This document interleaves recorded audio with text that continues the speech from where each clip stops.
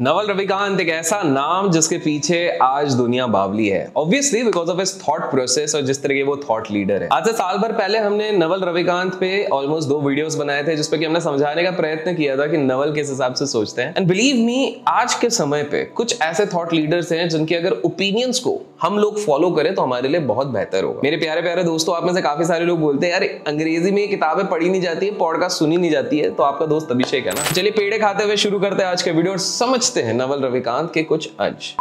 नवल रविकांत भाई साहब हमेशा एक चीज पे बहुत ज्यादा इंपॉर्टेंस और एम्फेसिस देते और वो ये कहते हैं रीडिंग मतलब पढ़ना। आई नो आप में से काफी सारे लोग इस चीज से कतराते हैं, लेकिन इतिहास गवाह है बड़े से बड़े लीडर, चाहे वो इलॉन मस्क हो, रतन टाटा हो या फिर कोई और हो, उन सब ने पढ़ाई को बहुत ज्यादा तवज्जो दिया, फॉर्मल एजुकेशन नहीं, रीडिंग को। नवल रविकांत का कहना है reading is the most efficient way to compress knowledge and acquire insights. देखिए, आप जब एक किताब पढ़ते हैं तो 100 सालों की विजडम एक बार में कंपाइल होकर आपके हाथों के पास आ जाती है, समीक्षा आ जाती है, which makes your things very very easy. और इसलिए नवल भाई साहब कहते हैं कि भाई साहब आप किताबें पढ़ो, किताबों से ज्ञान अर्जित करो। जरूरी नहीं है कि आपके एग्जैक्ट प्रोफेशन रिलेटेड किताब हो, आप डाइवर्स सेट ऑफ रीडिंग कर सकते हैं। उनका यह मानना है, देखिए क्या होता है कि जब भी हम बुक्स की बात करें, ट्रेनिंग की बात करें, मेंटरिंग की बात करें, किसी भी चीज की अगर हम बात करते हैं तो काफी सारे लोग इसको एज एन एक्सपेंस ट्रीट करते हैं कि भाई ये खर्चा हो गया, हमने वो किताब खरीदी, खर्चा हो गया, हमने वो वाली चीज सीखने के लिए ली, वो खर्चा हो गया। नहीं, नवल कहते हैं कि आज के समय में सबसे बड़ी बेवकूफी और सबसे बड़ा रीजन क्यों इतने सारे लोग पीछे हो जाते हैं, बिकॉज वो अपनी पढ़ाई, अपनी एजुकेशन, अपनी किताबों को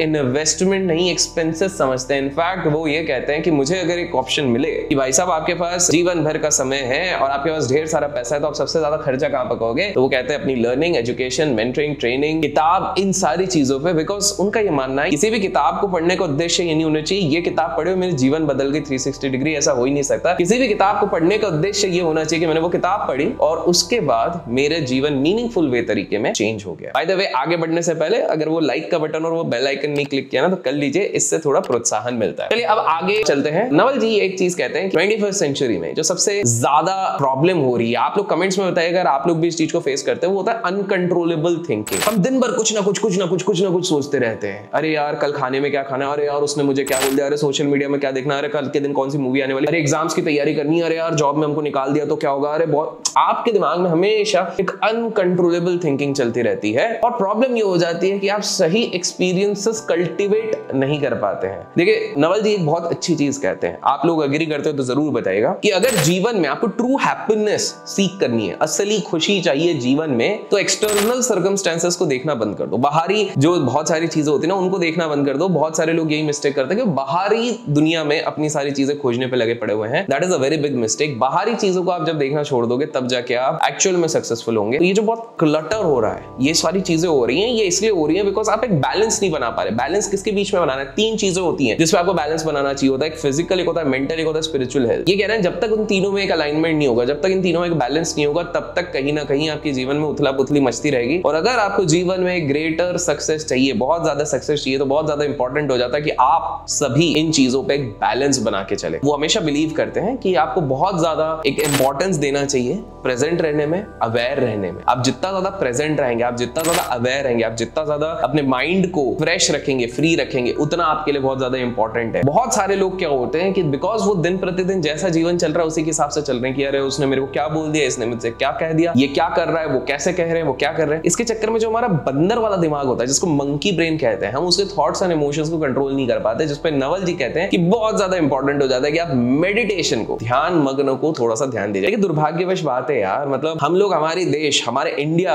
की चीजों को ही हम ज्यादा बिलीव नहीं करते हैं और हम बाहर विदेशी लोग अगर कुछ बोल देते हैं ना कि भैया जिमिंग करो, पावर योगा करो, इन सारी चीजों पे बिलीव करते हैं। लेकिन माइंड कंट्रोल जो हमारे इधर से योगा सूत्र योगा जो निकला हुआ है, जिसने सबसे बढ़िया चीज करी है, ट्रेन कर देता, कंडीशन कर देता हमारे ब्रेन को to fight against almost every big battle, हम उसी चीज को फॉलो नहीं करते हैं। हाल फिलहाल में मेरे जीवन में भी बड़ा उथला पुथली चली हुई थी। जिन लोगों को नहीं पता मैं बता दूं, काफी ज्यादा बेसलेस एलिगेशंस लगे, काफी ज्यादा लोगों ने मेरे को फोर्स किया कुछ ऐसी चीजें बोलने के लिए जो कि सत्य नहीं है। बट देन समवेयर और the other spirituality and meditation help me. तो काफी लोगों को लग रहा होगा कि ये बंदा गिरने के बाद हमेशा कैसे उठ जाता है। पिछले 4-5 साल से जो लोग फॉलो कर रहे हैं उनको पता है इसको बार बार गिराया जाता है, बार बार कैसे उठ जाता है। उसका रीजन यही है कि कहीं ना कहीं ईश्वर हमारे साथ है। दूसरी चीज ये है कि कहीं ना कहीं फेथ है खुद पे। तीसरी चीज ये है कि हमने लोगों को देखा हुआ है कितने सारे लोग गिर के ऊपर उठ जाते हैं। अमिताभ बच्चन सर की बात करूं तो जब उन्होंने एबीसी कॉर्पोरेशन बनाया था, 90 करोड़ के कर्ज पे चले गए थे, सारे लोग थू थू कर रहे थे, कह रहे थे दुनिया में तुझसे बड़ा फेलियर नहीं होगा। आज देखो लेजेंड अमिताभ बच्चन को हर कोई मानता है। शाहरुख खान की अगर बात करें, एक समय पे सड़क पे सोना पड़ता था, आज कहां पर पहुंच गए आप सभी को पता है। तो देखिए सबसे सिंपल सी चीज है कि आज के समय में 21st सेंचुरी में इट्स वेरी इंपॉर्टेंट कि आप ट्रेन करें, कंडीशनल करें, रिकॉन्फ़िगर करें अपने दिमाग को, ताकि बड़े से बड़े चैलेंज, मेरे को पता है आप में से भी काफी सारे लोगों के जीवन में कुछ ना कुछ चैलेंज चल ही रहे होंगे। आज के समय में कोई ऐसा व्यक्ति नहीं है जिसके जीवन में चैलेंज नहीं होगा। किसी के फैमिली के साथ इशू चल रहे होंगे, किसी के पैसे के साथ इशू चल रहे होंगे, किसी के लाइफ में कुछ उतार चढ़ाव आ रहे हैं। लेकिन मेरी बात हमेशा याद रखो, हार नहीं माननी अपने को, हार नहीं माननी। अगर आप अपने साथ, अपने आप से लॉयल हो तो दुनिया जाए भाड़ में, आप अपने चीजों को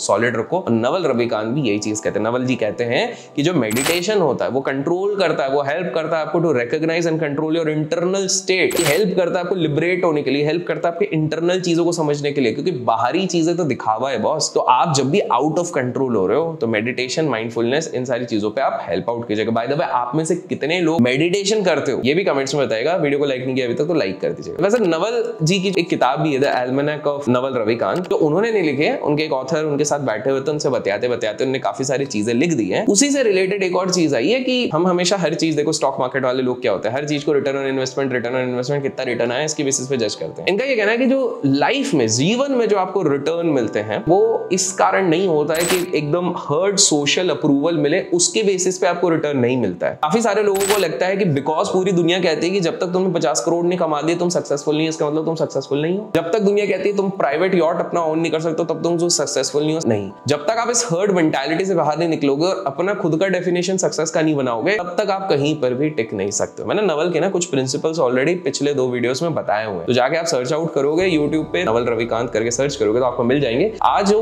छुपे हुए और भी अंश है उनको भी कवर कर रहा हूं, और जैसे 15,000 लाइक्स इस पर्टिकुलर वीडियो पे हो जाएंगे, 15,000 लाइक्स हो जाएंगे, तो मैं नवल के और भी एक्साइटिंग और इंटरेस्टिंग वीडियोस आप लोगों के लिए लाता रहूंगा।